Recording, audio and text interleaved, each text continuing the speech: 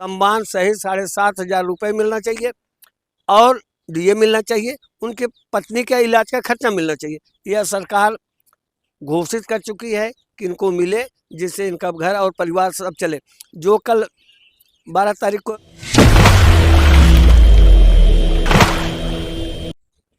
मित्रों नमस्कार, मैं फूलचंद यादव दबंग दिल्ली में आपका हार्दिक स्वागत करता हूं।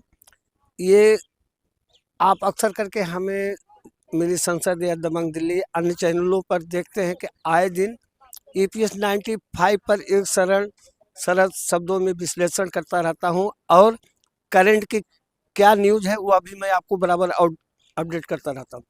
जी हाँ, आप ये सही समझ रहे हैं कि EPS 95 की डिमांड जो है 16 नवंबर 1995 को एक विधेयक बन करके आया था कि जब आप प्राइवेट क्षेत्र में या सरकारी क्षेत्र में कुछ दिन भारत के निर्माण में, देश के निर्माण में, समाज के निर्माण में, यानी किसी फैक्ट्री वगैरह में काम करेंगे तो आपको 10 साल के बाद एक पेंशन का अधिकार मिल जाता है।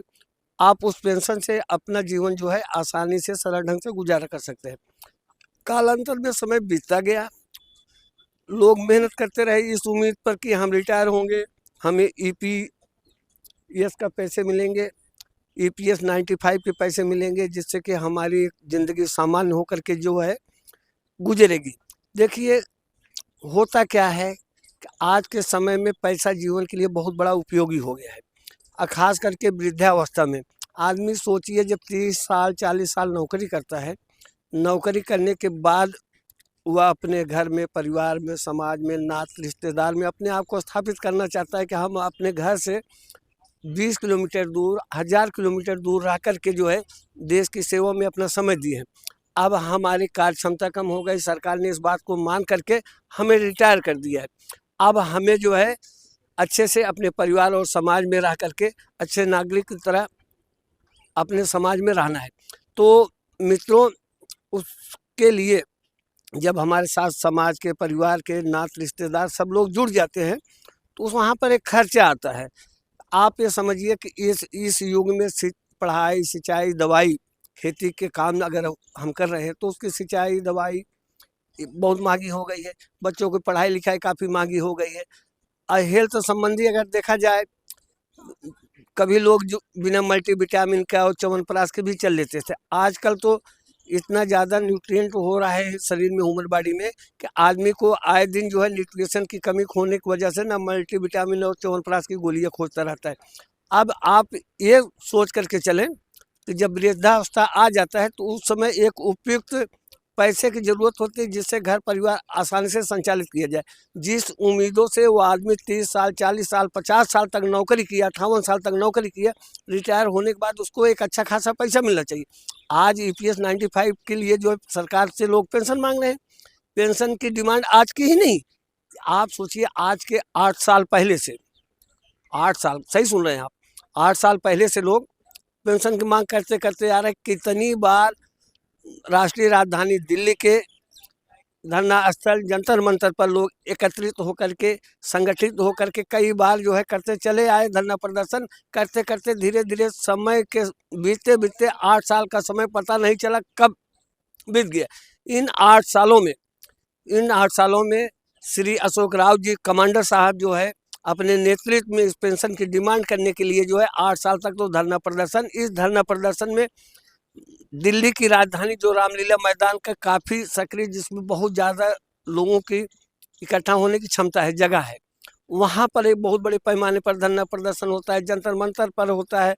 साथ साथ श्रमिक कार्यालय, जिसे आप हम कहते हैं श्रम मंत्रालय पर जो है कई बार जो है मीटिंगें की जा चुकी है। इन सब बातों को आप जानते हैं।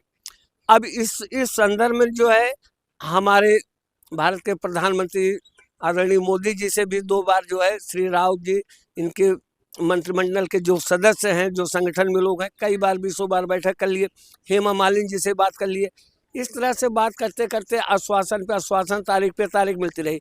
जैसे कि हमने आपको बताया था कि 12 तारीख को जो है दिल्ली के EPFO ऑफिस जो है एक क्रमिक अनशन के रूप में दिया गया, तो वहाँ के श्रमिक जो लोग घबराने लगे। यहाँ तक स्थिति बनती जा रही थी कि उसको ला कर दिया जाएगा। फिर आश्वासन मिला। ये यह धरना प्रदर्शन केवल दिल्ली में नहीं, जो आपके कार्यालय ईपीएफ जो पेंशन निर्धारित करने के कार्यालय, जहाँ पेंशन वितरण कार्यालय होता है, वो करीब करीब पूरे भारत में था। कल की बात जो निकल करके आया कि अब बड़े पैमाने पर 30 तारीख को जंतर मंतर पर हम लोग जो है संगठित हो करके सरकार के सामने अपनी मांग पेश करेंगे कि हद की एक सीमा होती है, धैर्य की एक सीमा होती है। अब मैं आम आदमी हूँ, कोई आडवाणी नहीं, जैसे आडवाणी की तरह तो कोई प्रतीक्षा नहीं कर सकता ना। अब इस ईपीएस के डिमांड में आपको मालूम है कितने लोग जो है स्वर्गीय हो गए, इस दुनिया से चले गए, घर परिवार उनका छूट गया। इसके डिमांड में मानसिक तनाव के आने की वजह से लोग जो है ब्लड प्रेशर, शुगर और liver disorder function, kidney disorder function, blood में जो है सीबीसी के टेस्ट में इन ब्लड में इन्फेक्शन, टीएलसी डीएलसी काउंट, ये सब जो बढ़ने वाली बात आती है वो सब हो गया। ये आप समझिए, जब पैसे नहीं होते तो आप एक मानसिक संकीर्णता का आदमी शिकार हो जाता है। उससे निभरने के लिए ना करे तो करे क्या, एक सही सभ्य समाज का आदर्श परिवार के लिए अच्छे पैसे की जरूरत पड़ती है कि अपना जीवन यापन करने के लिए वो अच्छे ढंग से, उसके पास कुछ पैसा होना चाहिए। उसके पास नाती होते हैं, पोते होते हैं, बच्चे होते हैं, परिवार होते हैं ना, उन पर एक खर्चा आता है। आपको मालूम है कि इस पैसे की बढ़ोतरी के लिए लोग जो है सरकार की भीख नहीं मांग रहे हैं, न कर्जा मांग रहे हैं, न लोन मांग रहे हैं। उच्च सर्वोच्च न्यायालय, उच्चतम न्यायालय से, दिल्ली से ये आदेश हो चुका है कि 7,500 रुपये इन पेंशनधारियों को दिया जाए, चाहे वो सेना के क्षेत्र में हो, चाहे वो कृषि के क्षेत्र में हो, अर्धसैनिक हो, और किसी फैक्ट्री में, कल कारखाने में काम किया, जिस क्षेत्र में उनको सम्मान सहित 7,500 रुपये मिलना चाहिए और डीए मिलना चाहिए। उनके पत्नी का इलाज का खर्चा मिलना चाहिए। यह सरकार घोषित कर चुकी है कि इनको मिले, जिससे इनका घर और परिवार सब चले। जो कल 12 तारीख को अनशन किया गया, इसमें ये संदेश भारत के कोने कोने में पहुंच गया है कि अब जो है 30 तारीख से ये आंदोलन अपना उग्र और प्रखर रूप ले लेगा, जिसमें लोग संगठित होकर के जो है अपनी मांग को मंगवाने के लिए सरकार के सामने फिर से प्रस्ताव रखेंगे। आज जो है सरकार के सभी सांसद, विधायक, मंत्री और जो है जुड़े देश विदेश के लोग आ रहे हैं, इसलिए कि आगामी 22 जनवरी को अयोध्या में श्री राम लला के प्राण प्रतिष्ठा होना है। इस प्राण प्रतिष्ठा में प्रबुद्ध लोग और हॉलीवुड बॉलीवुड के लोग और अधिकारी, राजपत्रित अधिकारी, तमाम तरह के लोगों की ड्यूटी जो है ना सेना के अयोध्या में लगा दी गई है। अब इसी बीच बहुत कम समय, आज मान लीजिए 13 तारीख हो गई, 22 तारीख से होना है, तो 9 दिन का समय ये बचा है। काफ़ी लोगों को राव जी का कहना है कि उद्घाटन के मतलब रामलला कार्यक्रम के प्राण प्रतिष्ठा होने के बाद या उसके पहले या 26 जनवरी के पहले, जब हमारा गणतंत्र दिवस मनाया जाएगा, तो उसके पहले जो है हमारा ईपीएस 95 जो है हमें मिल जाना चाहिए। अगर नहीं मिलता है तो हम 30 तारीख से अपना उग्र प्रदर्शन करेंगे। या इस बार भारत की आज़ादी, जैसे आज़ादी के बाद जो आज़ादी में सबसे ज़्यादा लंबे समय तक आंदोलन अगर चला है तो इन श्रमिकों का आंदोलन चला है। 8 साल कोई मामूली समय नहीं। अब ये 30 जनवरी, महात्मा गांधी जी 30 जनवरी 1948 को शहीद हो गए थे। उनके शहीदी दिवस पर जिन्होंने सविनय अवज्ञा आंदोलन, अहिंसा परमो धर्म आंदोलन चलाया था, इसी तारीख से लोग शुरू करेंगे कि जिस तरह से महात्मा गांधी के पद चिन्हों पे चल करके जो है शांति से हो। आप सोचिए कितने शांतिप्रिय लोग हैं ये लोग, कितने शांतिप्रिय लोग हैं। ना कोई हिंसा, न राष्ट्रीय संपत्ति का नुकसान, न तोड़ फोड़, न आगजनी, किसी प्रकार का ही कुछ करते नहीं। बस केवल हिंसा है कि ये भी हमने पूछा था क्या आप सरकार को गिरा देंगे, तो बड़े सरल शब्दों में कमांडर अशोक राव जी ने कहा नहीं, सरकार गिराना हमारा मकसद नहीं, हमें सरकार से अपनी बात को मनवाना है। हम सरलता से अपनी बात को रखेंगे, जिम्मेदारी है, कोर्ट का फैसला भी आ चुका है।